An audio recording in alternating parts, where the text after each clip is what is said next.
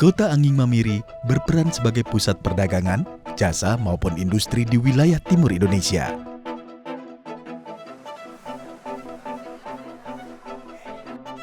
Perkembangan Kota Makassar yang kian pesat tidak terlepas dari peran etnis Tionghoa yang menjadi salah satu motor jalannya aktivitas ekonomi di kota ini. Di kawasan pecinan Jalan Sulawesi, terasa denyut aktivitas ekonomi. Di sini toko-toko milik etnis Tionghoa dibangun secara berkelompok mengikuti ruas jalan. Konon, dari kawasan inilah cikal bakal perniagaan di kota Makassar tumbuh dan berkembang hingga saat ini.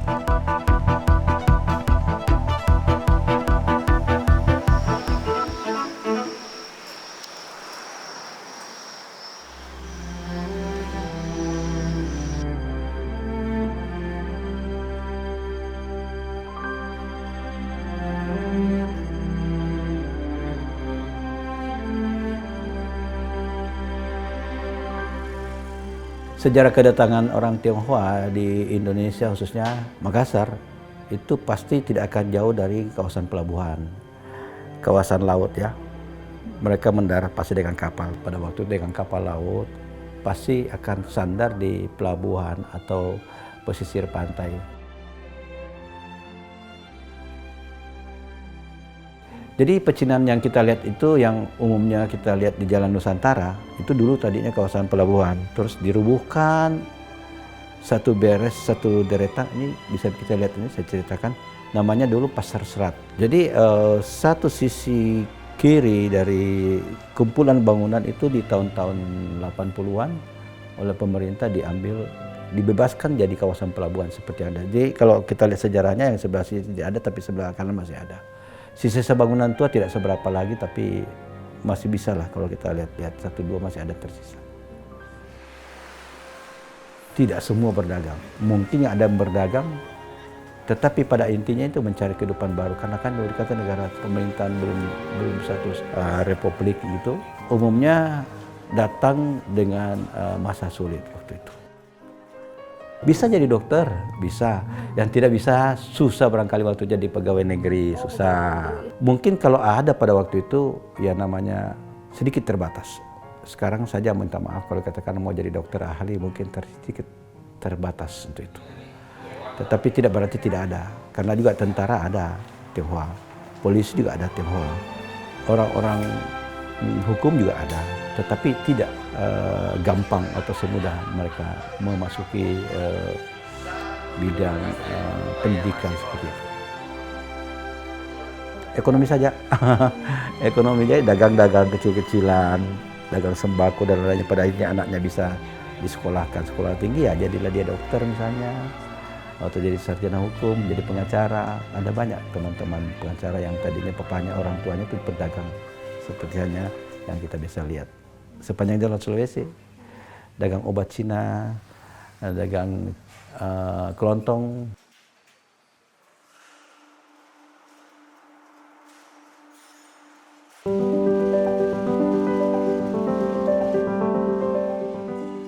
Di Makassar, tidak sedikit warga keturunan Tionghoa yang telah berhasil mengukir kesuksesan dalam berbisnis. Di antaranya bahkan memulai bisnis mereka dari nol. Keberhasilan dalam membangun bisnis tidak terlepas dari kerja keras dan semangat awal untuk mengubah jalan hidup menjadi lebih baik. Awal ke Makassar itu ya kita masih mencari jati diri gitu loh. Mencari jati diri apa yang mau dikerjakan. Tapi kebetulan ya tahun 1984 saya sempat sekolah di sini. Sempat sekolah di sini di Kartika Chandra Kirana di SMA-nya. Saya masuk di semester keempat. Waktu itu saya hampir putus sekolah di Jakarta karena nunggak kebayar uang sekolah. Tapi kebetulan ada saudara di sini, dia bantu itu waktu selesaikan. Nah, saya selesai di semester 3 di Jakarta. Dia suruh saya datang ke Makassar untuk bantu. Nah, di situ saya sekolah di semester 4 sampai semester 6, lulus sambil kerja, pagi sekolah, siang kerja. Nah, sempat saya juga kerja 87 sampai 89 tuh saya kerja di Ambon 2 tahun. Pulang itu terus saya balik lagi ke Jakarta. Nah di situ saya dari Jakarta aja sudah mandiri, saya buka usaha sablon. Memang dasarnya waktu itu kita mau berubah, karena saya juga berpikir kita tidak bisa selamanya kayak begini, kita harus melakukan perubahan.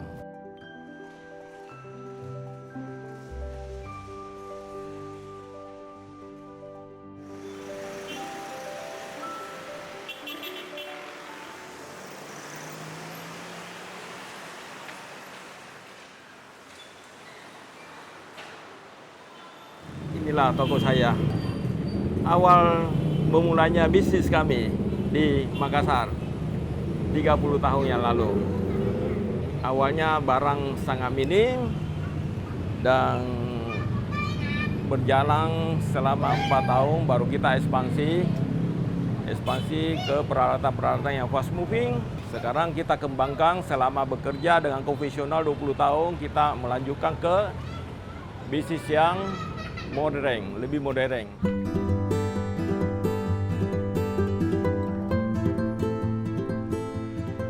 Di perusahaan ini berdiri sejak tahun 93, tepatnya 30 tahun yang lalu ya.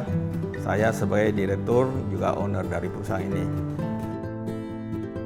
Ya awalnya dari pengalaman kita sejak selesai kuliah, mencoba bekerja sama perusahaan besar di Jakarta, mengabdi sebagai karyawan mulai dari sales representatif sampai menjadi sales manager dan marketing manager. Setelah 4 tahun kemudian berkeluarga, nyonya tidak betah di Jakarta, pinginnya kembali tuh kota sendiri, kota kelahiran di Makassar.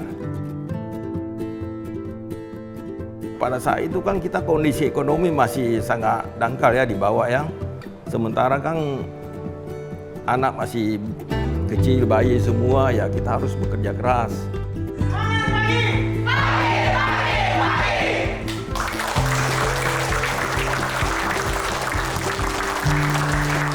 Makanya 20 tahun saya berusaha di konvensional bisnis, 20 tahun ke-21 mulai membangun Samad ini, supermarket.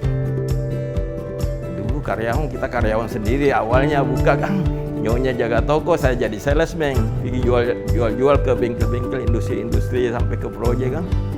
Ya makin grow, makin ini tambah sales 1, tambah ADM 1. Ya sekarang sih 70-an lah. Apa planning 5 tahun ke depan untuk Samad? Planning 5 tahun ke depan, harapannya saya ingin sekali membuka cabang di area dengan radius yang sangat jauh dari posisi kita letak sekarang ini. Kita bisa expand ke daerah perintis, Pak. 3 cabang. Cuma ada 1 cabang di proyek di Tambah Nikel ya.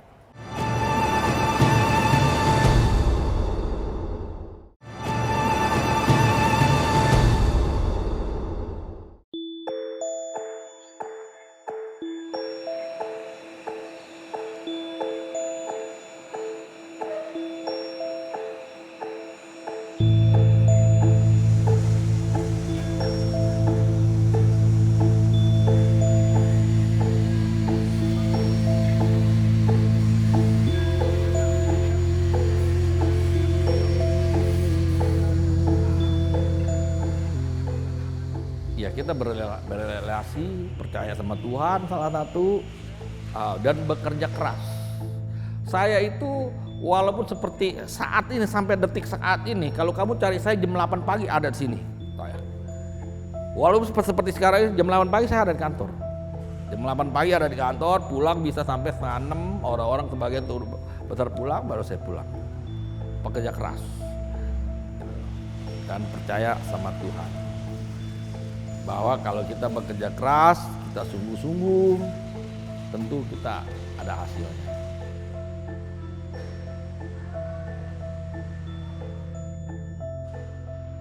Itu integritas, P profesional, E entrepreneurship.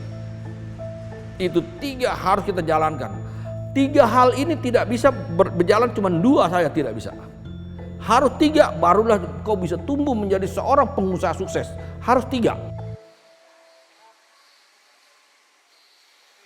Ini karyawan kita yang paling senior sini. Di sini kadang kita nggak mengenal bilang usia pensiun atau apa karena kerjanya sebagian ringan.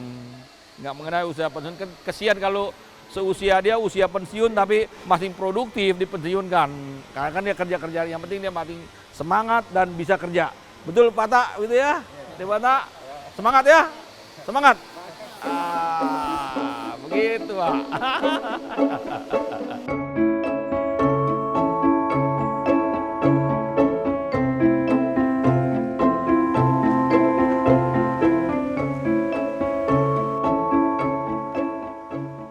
Kalau dalam bisnis ya saya tekankan itu kejujuran.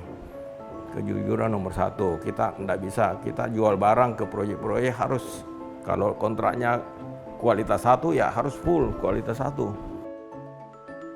Ya minimal kita punya skill, punya inovasi, melihat perkembangan dunia, kebutuhan teknologi, itu kita harus ikut mengetahui. Jangan kita jualan ini terus padahal orang lain sudah kasih masuk yang marmer yang canggih-canggih apa segala kan.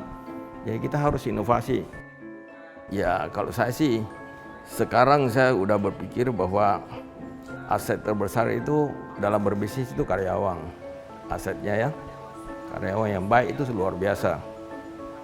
Ya saya punya pengalaman karyawan saya 2 kan yang di atas 20 tahun, 25 tahun, 3 orang lah sekarang. Nah itu kalau tidak ada kan kita tidak bisa traveling, tidak bisa mana kalau bukan mereka yang tangani kan. Jadi itu aset terbaik itu karyawan. Ya jadi kita perlu kasih mereka itu juga supaya memiliki perusahaan kan.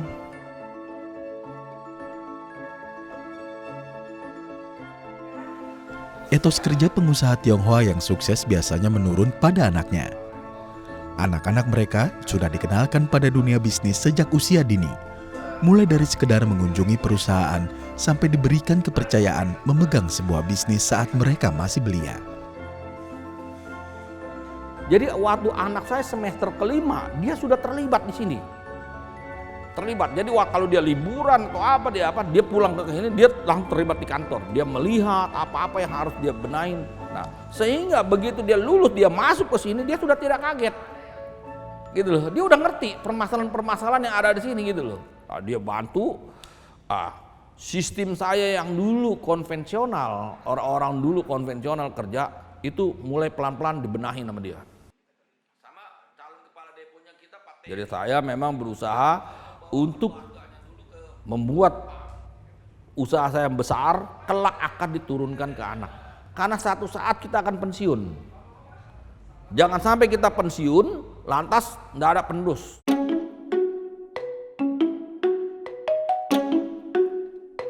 Sukses membangun bisnis tidak lantas melupakan sikap kedermawanan. Di Makassar, sebagian besar pengusaha Tionghoa menyatukan diri ke dalam sebuah lembaga sosial. Salah satu di antaranya yakni Paguyuban Sosial Marga Tionghoa Indonesia atau PSMTI yang bergerak di bidang sosial, budaya, dan kemasyarakatan. Sebagai wadah komunikasi, interaksi, penyerap, dan penyalur aspirasi suku Tionghoa di Indonesia. Tetapi kita berikan hati kita dulu untuk membantu masyarakat di sekeliling kita. Kita membantu mereka untuk melewati hari-hari yang sulit, waktu yang sulit. Kita bisa mendukung mereka baik dalam doa ataupun kegiatan sosial yang bisa kita berikan untuk membantu kebutuhan mereka. Ini kalau kita pengusaha sebenarnya kan berkewajiban untuk ini kan membantu orang juga. Walaupun belum cukup besar dana, kalau masing-masing berbagi, we strong together, we grow together, saling bantu, bisa jadi besar. Bantuannya kan kelihatan jadi besar. Dulu ya, saya wakil ketua PSMTI Sulsel di bidang bantuan sosial. Waktu di Makassar ya. Termasuk ketua kita kan Ibu Emi, Pak Saiman kan juga orang paling senior di PSMTI ya Pak Saiman lah. Nah, saya kebetulan dipilih bagian sosial kan, bikin acara, donor darah, vaksin segala macam. Iya, bantuan bansos setiap Natalan, Idul Fitri, Imlek, bagi ampau gitu. Ya, tapi itu kan semua manajemen dari PSMTI. Sangat bersyukur karena kita bisa dari susah bisa bantu orang itu sangat luar biasa. Di atas yang menentukan, puji Tuhan. Kalau semua begini ya makmurlah negara kita kan, tidak ada kekerasan, tidak ada apa.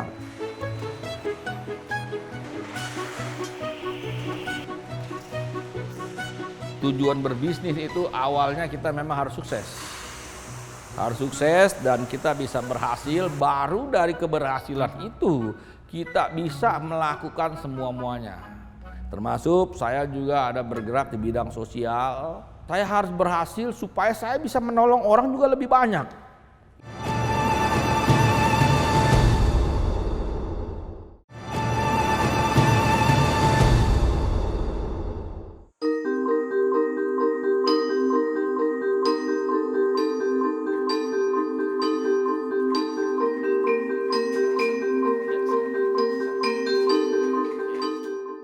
Tidak hanya mengukir jejak di bidang perekonomian, etnis Tionghoa di Kota Makassar juga mengambil peran dalam menjaga dan melestarikan budaya. Arwan Cahyadi, tokoh peranakan Tionghoa yang berkiprah sebagai pengusaha, politisi, dan juga budayawan ini, mendirikan sebuah galeri yang diberi nama Galeri Rumah Kebaya. Ragam koleksi benda-benda tua yang kental akan nilai sejarah dan budaya Tionghoa Makassar tercermin di galeri ini. Ini ejaan lama, kita baca Rumah Kebaya. Kalau ejaan baru kita bisa baca Roema Kebaja. Padahal ejaan lama ini Rumah Kebaya. Saya ingin menghadirkan nuansa lama supaya memperkuat energi daripada koleksi saya. Mulai pertama keinginan saya hanya koleksi pribadi, koleksi dari orang tua. Kebetulan ada space yang lumayan. Saya punya barang sedikit, rupanya barang itu juga punya magnet tersendiri. Kadang-kadang mengundang orang untuk mengundang barang-barang tersebut untuk datang ke saya. Ini dari 1 ke 2, 2 ke 3, 3 ke 10, 10 ke 20, ini semua koleksi saya.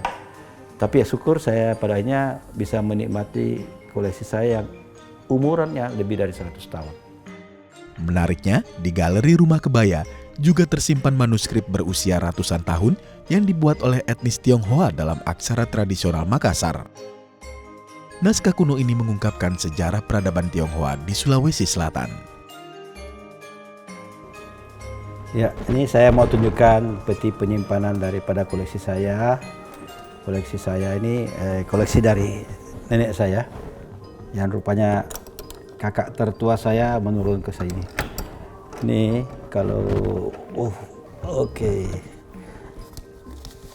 Jadi kita bisa lihat di sini ada tulisan Lontara, tetapi ada tulisan Mandarin di sini, aksara Mandarin nih kita bisa lihat. Jadi betapa ahlinya si sastrawan ini menguasai dua bahasa Makassar tulisan Lontara dan bahasa Mandarin tulisan Kanji seperti ini.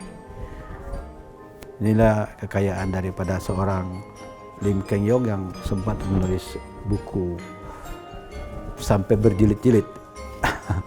Dan konon dari anak cucunya mengisahkan kalau ayahnya dia berkonsentrasi membuat buku ini, buku cerita pesanan orang, dia bisa menulis 2 buku, 3 buku dalam sehari. Jadi kalau 50 jilid barangkali dalam 10 hari sudah. Tapi yang saya boleh mengakui kehebatan kualitas kertasnya ini, karena dengan usia 100 tahun, buku ini masih terlihat utuh dan kekuatan buku ini sendiri, rohnya untuk dia menyimpan bukunya dengan baik, tetap terjaga sampai sekarang. Ya.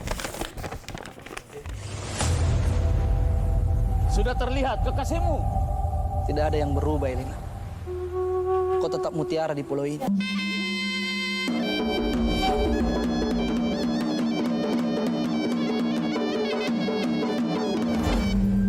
Komitmen dan kecintaannya pada budaya Tionghoa Makassar melahirkan karya seni dalam bentuk film layar lebar dengan judul Ati Raja.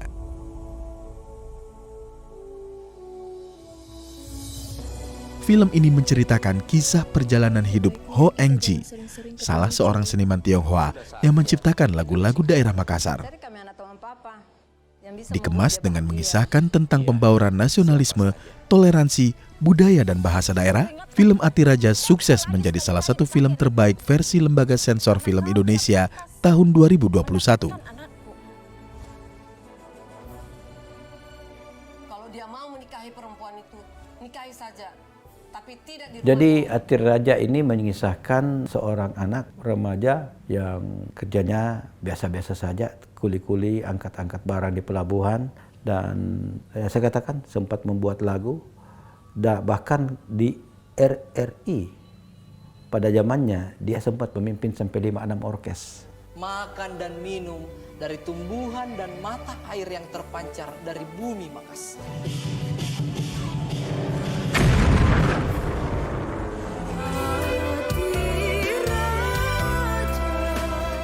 Saya adalah produser filmnya.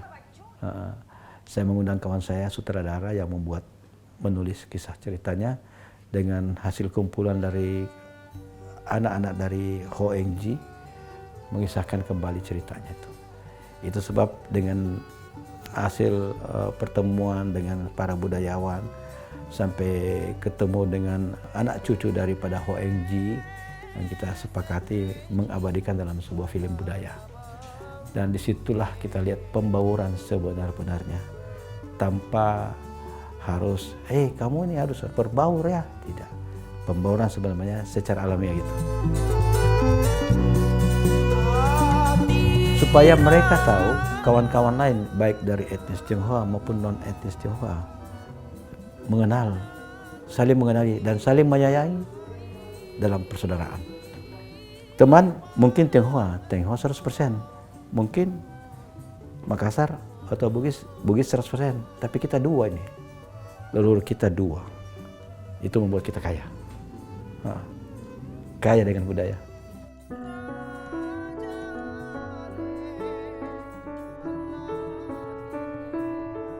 Sejatinya, keberhasilan lahir dari proses yang panjang. Etnis Tionghoa telah membuktikan etos kerja yang terpelihara sejak turun-temurun menjadi pilar penting dalam masifnya perekonomian di kota Anging Mamiri.